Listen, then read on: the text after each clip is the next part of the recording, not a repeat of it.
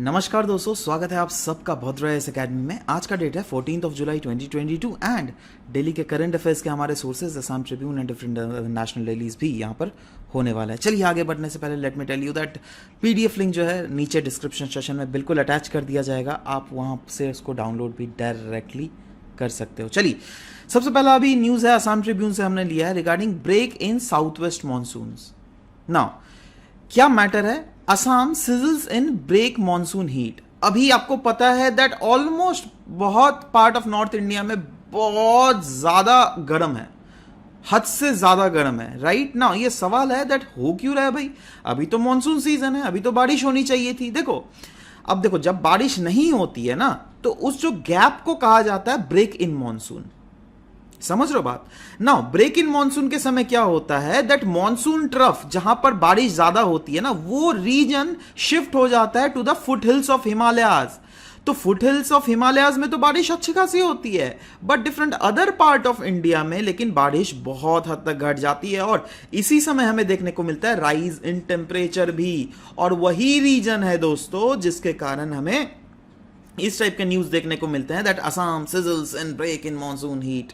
समझ रहे हो बात। तो इसमें कोई कंफ्यूजन ऐसा आपको नहीं होना चाहिए। नेक्स्ट भी असम ट्रिब्यून से लिया गया, प्रीलिम्स पर्सपेक्टिव से आप इस टॉपिक को आराम से रिलेट कर सकते हैं। कोकराझार में मशरूम फार्मिंग को बहुत ज्यादा प्रमोट किया जा रहा है, इतना ज्यादा प्रमोट किया जा रहा है दैट अराउंड 5500 फार्मर्स वहां के और अराउंड 503 सेल्फ हेल्प ग्रुप्स जो है इस फार्मिंग से डायरेक्टली इंक्लूडेड है। नाउ ये फार्मिंग क्यों ऑफकोर्स कर रहे हैं, क्योंकि इसमें ज्यादा पैसा है। राइट नाउ ये एक फ्लैगशिप स्कीम भी है under one district one product scheme. बोला जाता है ना, कोई एक पर्टिकुलर डिस्ट्रिक्ट से एक प्रोडक्ट को ज्यादा हमें प्रमोट करते हैं। तो अगर बाई चांस अगर इसके रिलेटेड क्वेश्चंस आ गया ना दैट हाँ बोलो भाई रीजनल डेवलपमेंट के लिए हम लोग क्या कर रहे हैं, तो आप आराम से लिख सकते हो ये पॉइंट जहां पे हम लोग कोकराझार डिस्ट्रिक्ट में मशरूम फार्मिंग को प्रमोट कर रहे हैं under the one district one product scheme of the government of India. Right, यही नहीं ये तो प्रमोट किया जाएगा ही, but as a district as a whole भी नाम किया जाएगा। दुनिया मतलब पता तो चलेगा ना एटलीस्ट इंडिया में दैट हाँ इस रीजन में यहां पर आई मीन कोकराझार जो है ये फेमस है मशरूम फार्मिंग के लिए। राइट अब इससे फायदा क्या होगा दैट फ्यूचर में जो इंडस्ट्रीज है वो इनसे कांटेक्ट करेंगी तो फॉरवर्ड लिंकेजेस मिलेगा, बैकवर्ड लिंकेजेस प्रोड्यूस होंगी। राइट इनसे इनकी बिजनेसेस बढ़ेंगी। यही नहीं, फ्यूचर में ऐसा भी हो सकता है दैट मशरूम कोऑपरेटिव्स भी बने। राइट तो उसके क्लस्टर्स अगर बन गए तो कहीं ना कहीं ओवरऑल मशरूम फार्मर्स और वेरियस स्टेक होल्डर्स काफी ज्यादा यहां पर फायदे में रहने वाले हैं, है ना। इसीलिए नेक्स्ट इंडियन एक्सप्रेस का ये न्यूज है रिगार्डिंग नॉर्ड स्ट्रीम। क्यों न्यूज में था, क्योंकि देखो अनडाउटेडली ये नॉर्ड स्ट्रीम पहले क्या है, पहले तो ये हम लोग देख लेते हैं। ठीक है, देखो ये दिख रहा है आपको, ये है northern Europe. Right, Denmark, Norway, Sweden, Finland. अब देखो ये रशिया, ठीक है, रशिया से कनेक्टेड किया हुआ एक पाइपलाइन है जो कि बाल्टिक सी से गुजरते हुए डायरेक्ट जर्मनी को आ जाता है। तो पाइपलाइन जब है तो कुछ तो ट्रांसफर किया जाएगा ना भाई, या तो जर्मनी से ट्रांसफर किया जाएगा या फिर रशिया से। बट ये जो नॉर्ड स्ट्रीम पाइपलाइन है ना, ये नॉर्ड स्ट्रीम पाइपलाइन में बेसिकली हाइड्रोकार्बन्स भेजे जाते हैं। राइट देखो यहां पे क्लियरली लिखा भी हुआ है नॉर्ड स्ट्रीम 1 ये इतना kilometre under water gas pipeline है जो कि रशिया को जर्मनी से कनेक्ट करता है वाया बाल्टिक सी। ये मैंने दिखा भी दिया आपको। राइट नाउ यहां से क्या होता है, जर्मनी जो है ना गैस को इंपोर्ट करती है from Russia. European countries rely on Russian energy for their cold winters, but now अगर देखिएगा अभी believe that Russia could weaponise their dependency as a response to their sanctions due to the conflict in Ukraine, है ना। तो ये आपको समझना चाहिए। नेक्स्ट लाइव मिनट से ये लिया गया रिगार्डिंग, वैसे तो डिफरेंट अदर न्यूज ने भी कवर किया है इसको। First images of NASA's James Webb telescope. Now NASA के जेम्स वेब टेलीस्कोप ने एक अभी तक का one of the deepest look present किया है ऑफ कॉस्मोस। और कहा जाता है ये वाला जो पिक्चर है ना, ये वो वाला पिक्चर है जब आपका बिग बैंग के बाद जो दुनिया एक्सपैंड कर रही थी ना, उसके बाद वाले फेज का ये पिक्चर है, ऐसा कहा जा रहा है। राइट नाउ किससे के थ्रू लिया गया है, नासा के जेम्स वेब स्पेस टेलीस्कोप के द्वारा, जो क्या कोलैबोरेशन है नासा का, यूरोपियन स्पेस एजेंसी का और कनाडा का। राइट नाउ ये एक इंफ्रारेड ऑब्जर्वेटरी है जो क्या हबल स्पेस जो टेलीस्कोप थी, जो क्या इससे भी पहले वाली थी ना, उससे भी बहुत ज्यादा पावरफुल है, राइट। इसीलिए ये इस टाइप के हमें पिक्चर्स प्रोवाइड कर रही है। Webb was formerly known as the Next Generation Space Telescope and it was renamed in the year 2002 after the former NASA administrator, that is James Webb. Now, अगर हम हबल टेलीस्कोप को James Webb space जो कि अभी recent वाला है इससे अगर कंपेयर करें तो देखो हबल जो है ना ये लो अर्थ ऑर्बिट में सिचुएटेड है, बट वहीं पर अगर आप जेम्स वेब टेलीस्कोप को देख लीजिएगा, ये लग्रांजे पॉइंट में सेटअप है। लग्रांज पॉइंट ये वो पॉइंट्स होते हैं जहां पर इंटरफेरेंस लाइट का हमें प्रॉपर्ली नहीं देखने को मिलता है। इससे क्या होता है दैट कोई भी पिक्चर लेना काफी ज्यादा इजी हो जाता है। लाइट मिरर की अगर बात करें तो हबल स्पेस टेलीस्कोप में 2.4 मीटर डायमीटर का था, बट वहीं पर जेम्स वेब टेलीस्कोप में 6.5 मीटर डायमीटर का है। It shows images formed 400 million years ago, right, after the big bang, मतलब 400 million years after the big bang, but वहीं पर जेम्स वेब टेलीस्कोप दिखा देता है 250 million years after the big bang. ठीक है, तो देखो ये तो ज्यादा रिसेंट पिक ना दिखाता है जी, यही है। स्पेक्ट्रम की अगर बात करें तो ज्यादातर अल्ट्रावायलेट या फिर विजिबल लाइट को ये करता है, एक्सट्रैक्ट करता है, बट यहां पर अगर देख लीजिएगा ये एज सच हबल जैसे टोडलर गैलेक्सीज की पिक्चर लेता है ना विद द हेल्प ऑफ ज्यादातर अल्ट्रावायलेट, तो वैसे ही ना इनकी जो कैपेसिटी है वो ज्यादा है जेम्स वेब टेलीस्कोप की, और ये बेबी छोटी मोटी गैलेक्सीज के भी आराम से पिक्चर ले सकता है। Next out I2U2 the west quad. ये देखो द हिंदू में तो कवर किया ही गया है, बहुत सारे नेशनल डेलीज ने कवर किया है। इनफैक्ट अगर आप international page of the Assam Tribune भी खोलिएगा ना, वहां पर भी आपको ये न्यूज मिलेगा। इनफैक्ट असम ट्रिब्यून में क्या लिखा गया है दैट जो फॉर्मर NSA है ना, नेशनल सिक्योरिटी एडवाइजर इजराइल के, उन्होंने बोला है that I2U2 group could be prove to be a very beneficial group. Anyways, अब सवाल होता है दैट ये क्यों न्यूज में था, क्योंकि पहला वर्चुअल समिट जो है उसमें I2U2 ग्रुप के फोकस किया जाएगा on global food and energy crisis और जो भी कॉन्फ्लिक्ट चल रही है यूक्रेन में। Exam related point of view से GS2 के इस टॉपिक से आप इसको रिलेट कर सकते हैं। इसमें 4 नेशंस एक साथ आई हैं, जिसमें इंडिया, US, इजराइल और UAE, 4 नेशन, राइट। इसीलिए देखो I2 इंडिया इजराइल 2 आ गया, U2 USA और UAE ये 2 आ गए, समझ रहे हो बात। तो इसलिए इसका नाम I2U2 या जिसको हम लोग वेस्टर्न क्वाड भी कहते हैं।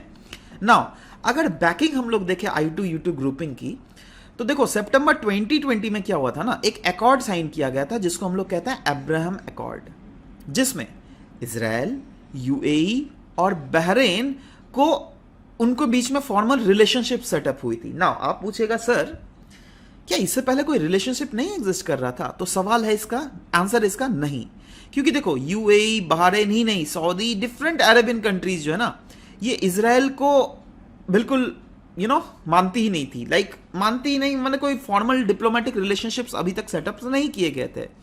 क्यों? क्योंकि ऐसा माना जाता है दैट इजराइल जो है यहाँ के फिलिस्तीनियों पर काफी ज्यादा अत्याचार करता है, और फिलिस्तीन जो है ये अरेबिक मुस्लिम्स है, समझ रहे हो बात। तो अरेबिक मुस्लिम्स की सपोर्ट करेंगे ही, है ना, इसीलिए ये लोग इजराइल को नहीं मानते थे। बट अब्राहम अकॉर्ड के थ्रू इजराइल, UAE और बहरेन ने एक साथ आकर बेसिकली ये अकॉर्ड साइन किया है। बहुत ज्यादा इंपॉर्टेंट है, लेकिन ध्यान में रखिए आपके एग्जाम में भी पूछा जा सकता है। I2U2 was initially formed in October in 2021। Abraham accord के बाद ये फॉर्मेशन हुआ था, और इसके कुछ ऐसे एरिनाज है जिसमें ये मिलकर काम करेंगे, जैसे मैरीटाइम सिक्योरिटी, इंफ्रास्ट्रक्चर, ट्रांसपोर्ट, ये सब कुछ ऐसे सेक्टर है। यही नहीं, प्राइम एरियाज जो क्या कॉपरेशन के होने वाले हैं ऑफ दिस वेस्टर्न क्वाड, वो technology, food security, trade and connectivity in general और सिक्योरिटी, ये सब में तो फोकस किया ही जाएगा। Next 10 years of CRISPR gene editing technology. The Hindu से ये न्यूज लिया गया है रिगार्डिंग 10 years बैक 2012 में ये 2 महानुभावों ने जो है पब्लिश किया था उनके पहले रिसर्च क्रिस्पर Cas9 टेक्नोलॉजी के related. Now CRISPR Cas9 technology क्या होता है? ये एक साइंटिफिक टेक्नोलॉजी है जिसको डील करने से पहले let me tell you that ये exam utility point of view से GS3 के साइंस एंड टेक से आप इसको रिलेट कर सकते हैं। क्रिस्पर जीन एडिटिंग ये एक जेनेटिक इंजीनियरिंग टेक्निक है by which genomes by living organism may be modified। Now, a genome ये complete set of genetic information है कोई भी ऑर्गेनिज्म में, और सोचो आपके जीनोम में, सोचो ये आपका जीनोम है, ठीक है, तो ये जीनोम आपका सारा इंफॉर्मेशन केयर करता है, बट वहीं पर सोचो कहीं पर डिफेक्ट किया गया, राइट? तो इसको इस Cas9 एडिटिंग टेक्नोलॉजी के थ्रू हम लोग रिप्लेस कर सकते हैं, ठीक है। So genome is stored in long molecules DNA called chromosome. वैसे तो ये CRISPR gene editing technique, CRISPR Cas9 एक टेक्निक है, बट ऐसे different other genome editing technique भी है, जैसे टैलेंस, जिंक फिंगर न्यूक्लियासिस, तो ये भी याद रखिएगा ना। इसमें होता क्या है, देखो, देख रहे हो इसमें क्या होता है, एक क्रिस्पर मॉलिक्यूल फाइंड करता है precise location in the larger DNA. ये डीएनए में सोचो इस लोकेशन, ये टारगेट लोकेशन है जिसको हमको काट के हटाना है, राइट? तो क्रिस्पर एंजाइम जो है ये कट कर देता है the target DNA at the point found by the guide, मतलब इस पॉइंट को कट करता है, और a new custom sequence can be added when DNA is repaired. But जिसमें क्या होता है, एंजाइम जो है ना Cas9, ये एक्ट करता है as a pair of molecular scissor. ये जो मॉलिक्यूलर सीजर है ना, ये है Cas9 बेसिकली, ठीक है। तो ये याद रखिएगा क्योंकि इस टाइप के क्वेश्चंस आपको हैंडी पूछे भी जा सकते हैं। NITI Aayog, collaboration between states और सेंटर, तो उसी के बारे में रिपोर्ट था जिसमें बोला गया है दैट सिंस, अगर 2015 से देख लीजिएगा, NITI Aayog has been instrumental in promoting competitive and cooperative federalism. Now NITI Aayog का रोल कोऑपरेटिव फेडरलिज्म में क्या क्या है? अनडाउटेडली ये स्टेट और सेंटर, कोई भी दोनों स्टेट के बीच में इंश्योर करती है high quality public expenditure proper optimum level में हो, इस्टेब्लिश करती है open border within the country for open labour market, facilitate करती है effective implementation of national programme जो क्या प्रमोट करता है जॉब क्रिएशन को, यही नहीं इंश्योर करती है policy predictability at the state level, और इंप्रूव करती है quality of labour force and enhances ease of doing business, यही नहीं इनकम कवरेज, उसके बाद better urbanisation, tackling climate change. तो ये सब सारे सेक्टर में कहीं ना कहीं नीति आयोग का बहुत बड़ा रोल है। नीति आयोग बना किसके थ्रू था? Planning commission. इसके पहले प्लानिंग कमीशन एग्जिस्ट कर रहा था, बट प्लानिंग कमीशन में कुछ कुछ खामियां होंगी, इसीलिए इसको रिप्लेस कर दिया गया। जी हाँ, जैसे प्लानिंग कमीशन की अगर कुछ डिफरेंस अगर हम लोग देख ले तो देखो, प्लानिंग कमीशन में ना ऊपर में प्लान्स बनाए जाते थे, उसको मतलब आप इंप्लीमेंट किया जाता था ग्राउंड लेवल में, that is top down approach use किया जाता था। बट वहीं पर नीति आयोग में ये उल्टा है, that is bottom up approach use किया जाता है, दैट इज नीचे से प्लान होके अल्टीमेटली ये प्लान का रिजल्ट देते हैं ऊपर हायरार्की में ऑफ लेवल में, ठीक है। ये एक नीति आयोग एक एडवाइजरी थिंक टैंक है, दैट इज एडवाइज ही करती है, इसका जो मतलब activity that is not binding in nature as such, right. And वहीं पर प्लानिंग कमीशन की अगर देख लीजिएगा, it serves as extra constitutional body. Planning commission की एक्सपर्टाइज लिमिटेड थी, बट वहीं पर नीति आयोग की एक्सपर्टाइज वाइडर है। State participated as spectators in annual plan meeting and it serves in spirit of cooperative federalism as states are equal partner, right, क्योंकि of course state इसमें equal partner है ना जी। तो कोऑपरेटिव फेडरलिज्म के को कहीं ना कहीं हम लोग बोल सकते हैं दैट ये स्पिरिट ऑफ कोऑपरेटिव फेडरलिज्म को ज़्यादा प्रमोट करती है, एब्सोल्युटली। तो ये सब चीज़ें आप खुद भी देख सकते हो। एनीवेज, नेक्स्ट, इंडियन एक्सप्रेस में ये न्यूज़ लिया गया regarding elderly may out number the youth. In fact बोला जा रहा है पॉपुलेशन शेयर जो है ना यूथ का, वो आने वाले समय में टैपर ऑफ हो सकता है, जिसके कारण शेयर ऑफ एल्डरी जो है वो आने वाले समय में बढ़ भी सकते हैं, right. Exam utility point of view से GS2 के इस टॉपिक से रिलेट कर सकता है। अब अच्छा, अब देखिए percentage of youth in total population in states and union territories, जिसमें वेरियस स्टेट को कंसिडर किया गया, जैसे बिहार 2021 में पे देख लीजिएगा, जो यूथ का परसेंटेज है वो 28.8% है। 31 में देखो ये घट जाएगा, लेकिन 27.7% हो जाएगा। और वहीं पर 36 में देख लीजिएगा ये और भी घट रहा है, देख रहे हो घट रहा है ना, ये है ना। वैसे हिमाचल प्रदेश में देखो 25 से 21.4 से 19.5, केरला में देखो 22 से 20 से 19.2, मध्य प्रदेश में देखो 27.7 से 25.3 से 24.7, महाराष्ट्र से देखो 26.1 से 22.5 से 21, राजस्थान से 28.7 से 25.8 से 24.6, तमिलनाडु 23.2 से 20.4 से 19.1, उत्तर प्रदेश में 29.9 से 26.3 से 25.1। मतलब मैं ये बतलाना चाहता हूं दैट सब में देखो, बिहार, हिमाचल, सब में ये घट ही जा रहा है, घटे ही जा रहा है, घटे ही जा रहा है। और ओवरऑल अगर इंडिया में भी देखोगे तो यह भी देखो आप धीरे धीरे घट ही रहा है। और ये यूथ इन इंडिया 2022 का रिपोर्ट जो क्या ministry of statistics and programme implementation के द्वारा निकाला जाता है ना, उन्हीं के डेटा के आधार पर ये बेस्ड है। क्लियरली बतलाया गया है दैट अभी जो ज़्यादा पॉपुलस स्टेट है जैसे बिहार और UP, right, which experiences a rise in proportion of youth population in the total population till 2011, ये एक्सपेक्ट कर रहा है दैट आने वाले समय में यह घटने वाला है। और इस रिपोर्ट के थ्रू, राइट, स्टेट जैसे केरला, तमिलनाडु, हिमाचल प्रदेश, वहां पर प्रोजेक्टेड किया जा रहा है दैट हाइयर एल्डरली पॉपुलेशन होने वाला है bye the year 2036। Bihar and UP along with Maharashtra, Madhya Pradesh and Rajasthan, ऐसा प्रोजेक्ट किया जा रहा है दैट आने वाले समय में कंट्रीज के जो यूथ है 52% यूथ जो है वो यहीं पर है।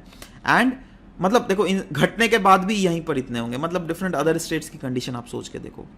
टोटल यूथ पॉपुलेशन जो है वो प्रोजेक्ट किया जा रहा है to reach around 37 crore by the year 2021 and thereafter उसके बाद वो डिक्रीज ही करने वाला है। ठीक है, नेक्स्ट कुछ मिसलेनियस न्यूज़ भी हैं, उनको भी कवर करना है जो कि ऑफ कोर्स एग्जाम पर्सपेक्टिव में बहुत ज़्यादा एज अ फोल्डर पॉइंट आप आराम से इस्तेमाल कर सकते हो, जैसे फ्लावर वेस्ट अपसाइकलिंग के related. Right now flower waste upcycling जब भी होता है ना, वेस्ट टू